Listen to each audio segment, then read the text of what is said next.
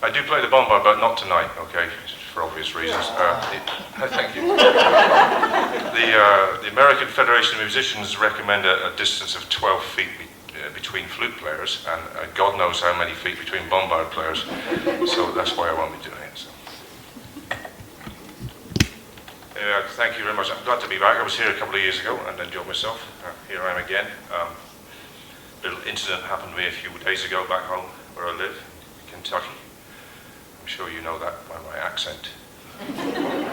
It's changed considerably in the last 30 years. Anyway, it's a bit of a ridiculous item. My car broke down, so I had to hitch a ride, and a local guy picked me up. And after waiting for about an hour, he picked me up, so I said to him after, I said, thank goodness you picked me up. You know, well, you're not worried that I might be like a serial killer or something, you know? He said, no, the chances of 2 serial killers being in the car at one time.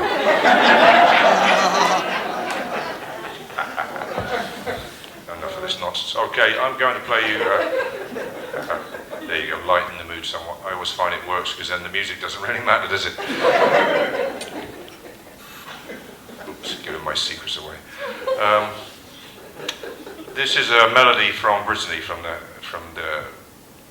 associated. Well, actually, it's a song, but it's played often on the bombard and the biniou, and often in the big pipes in the bagat. So this is a melody from Brittany, and then I go from that into a great jig, one of my favourite jigs. It's a strange tune because it started off life, like so many of Irish tunes, started off life in Scotland, and it came over to Ireland, and it didn't really change much, but it did change in one big way. The title completely changed and may in some ways shine a light on the different national characteristics of the two peoples. So in Scotland it's called I Lost My Love. In Ireland it becomes This Is My Love, Do You Like Her? So from gloomy Calvinism to the opposite. So anyway, it is a lovely tune. It's been played for 200-300 years, so a great tune. Eliza is the first tune, a Napoleonic ballad from Brittany, followed by this great Irish-Scottish tune.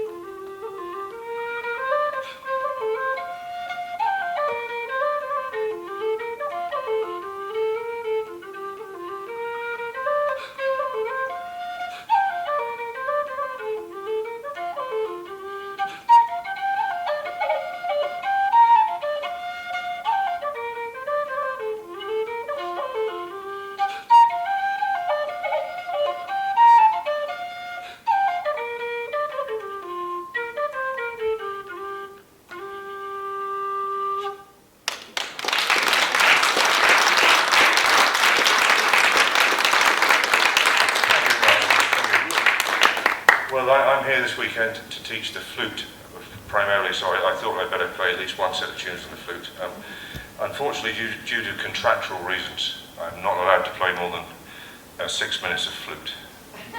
This is due to a very arcane law, and I'll tell you about it later. Actually, I'm not in the mood for playing the flute, that's the reason.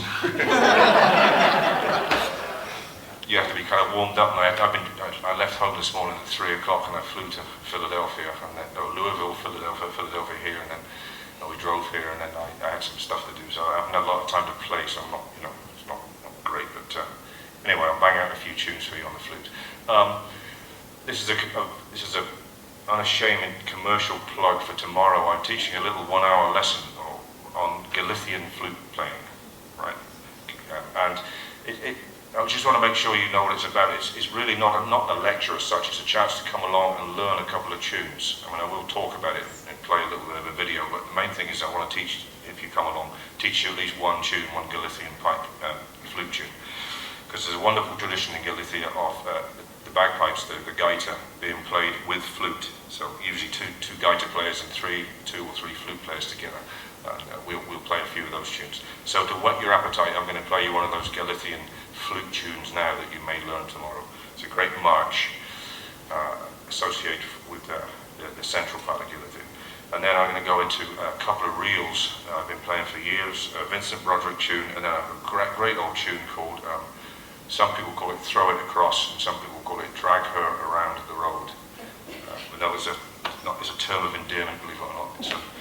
It's from the old days of crossroad dances, when people used to dance on the crossroads, so drag around the road would be taking your partner around the road, I expect.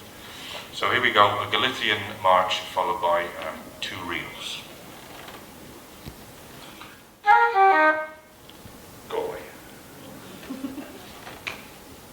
Not you, sorry. Here we go.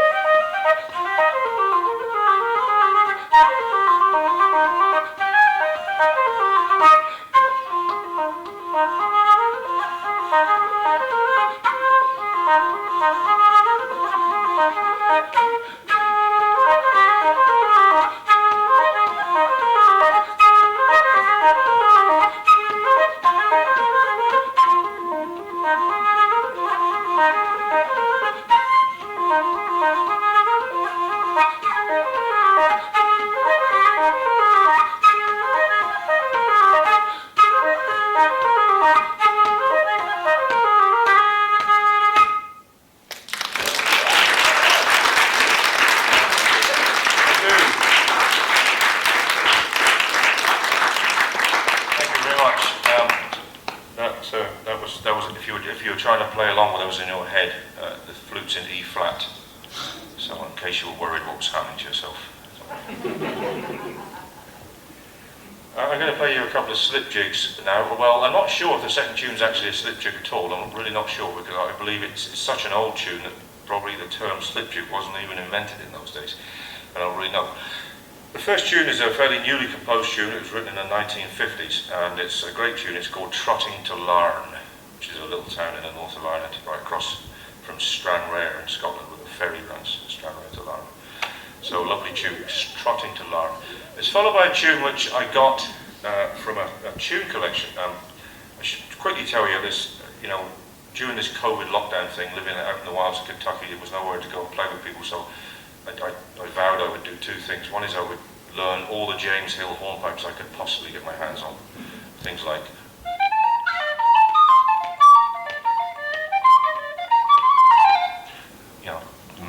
mentally crazy things. But I did that, and then I thought I would dig through some old tune collections and see if I could find some nice old tunes for when we got back to normal.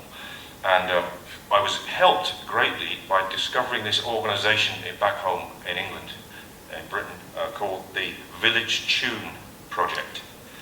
Now they're based in the University of Sheffield in Yorkshire, and the idea is that in the old days, back in the early part of the 18th and 19th centuries, professional or semi-professional musicians, mainly fiddle players, would write the tunes down that they played in handwritten books to keep themselves for their own use.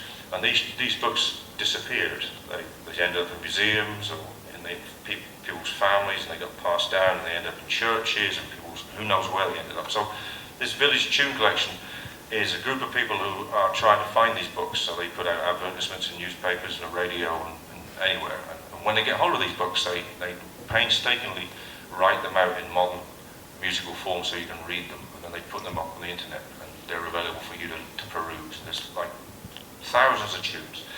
So this is from that collection, or that organisation. It's from a tune collection that was published in 1756 by a man called John Rutherford in London. And I went through quite a few of the tunes, and this thing jumped out at me. Partly it's a lovely tune, but it's got a really weird name, which has intrigued me. Now, for you Scottish musicians, you'll recognise it up to a point. There's a great Scottish 9/8 tune called New Claret, which came to Ireland, where it got turned into a set dance, where it's known as the Sport of the Chase. Now, New Claret and the Sport of the Chase are the same tune. They're three-part. Now, this thing I'm going to play you is a four-part, and it has the intriguing name Antigua Billy. Now, Antigua is an island in the Caribbean, and remember this tune was written down in 1756, so at that time Antigua would have been full of, slaves and the sugar cane industry. So I can't figure quite out.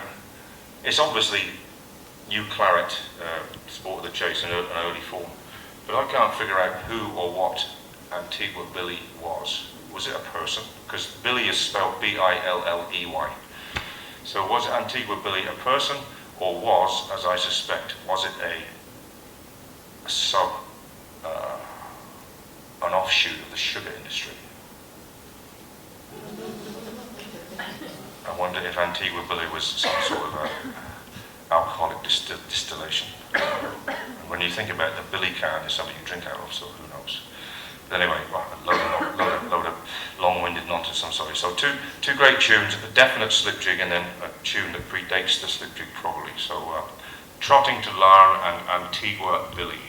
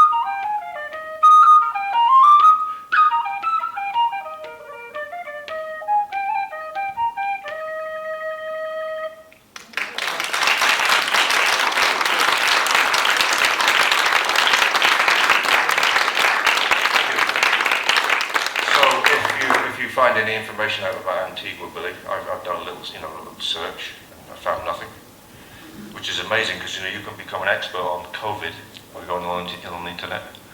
Overnight, it appears. Why you shouldn't wear a mask? Just look on the internet.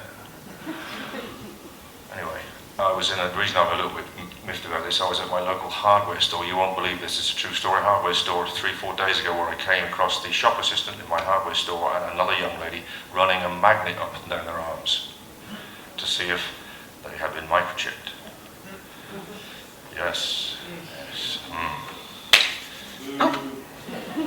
Anyway, so I'm going to finish off, thank you very much, finish off my little part, and I suppose the evening, this part of the evening anyway, with a few tunes. This is as you know, a piping weekend, the pipers are gathering, so I thought it only right that I should play something on the pipes. So I'll play something on the pipes. These pipes are from Brittany, from the south of Brittany, from around the mouth of the River Loire, called the Verse. And many people consider these to be the oldest form of Breton pipes. If you know the Breton pipes, the little teeny high-pitched binucos, which really, really fantastic sound. But they reckon that they discovered that these things weren't loud enough for playing to 200, 300 people at a fest-nose. So they couldn't get any louder. So what could they do? Just get shriller. So they cut these things in half and they made the binucos. That's the theory anyway. I'm not sure I believe it, but it's a nice idea. So this is these pipes are called the Verse, and the last player of the Verse died in the 1950s. He hadn't played for a long time, so they couldn't record him or anything. But he was still around in the 1950s, and a lot of the tunes transferred onto the accordion and the fiddle. So we have the tunes, but we don't quite know what they sounded like. But we have a rough idea, I suppose. So I'm going to start off with a march, which is not really a march; it's a melody. Not from the Verse at all, it's actually from the Breton pipe band, the bagad tradition. It's a melody they turned into a march. Now I'm going to go into a verse tune, a melody for the Verse for a dance, which the translation of the song, which is great, I love the translation. The translation is, her mother's hair is her mother's hair is white, but her heart is black. There you are. Ooh. Well, I like to call it the mother-in-law. And then I'm going to finish off with, because I'm here to teach flute and Irish music really, I'll play an Irish tune on the Verse. And I took an experiment one day to see if I could make an Irish tune fit onto the bombard. Why, you may ask. I tried it. And I made this tune up, and I got even better because I tried to make it even more sparse, and I ended up playing this tune just using 5 notes, or sometimes 6 if I'm cheating. So this is a great Irish reel called The Man of the House, which I'm going to play on the 6-note scale. Okay, so bagad tune, the mother-in-law, and a reel. Thank you very much, and for you pipers out there, if you're wondering what's going on, the bagpipes are in B flat, but I've tuned the drum to C. So I'm playing C minor against a C drum, if that makes sense. So a little 3-minute extravaganza in C minor for everybody. Here we go. So I haven't, in other words, if you don't think that way, instead of tuning to 6 fingers, I've tuned to 5 fingers, if that makes sense. Right. So here we go. Hopefully this will work.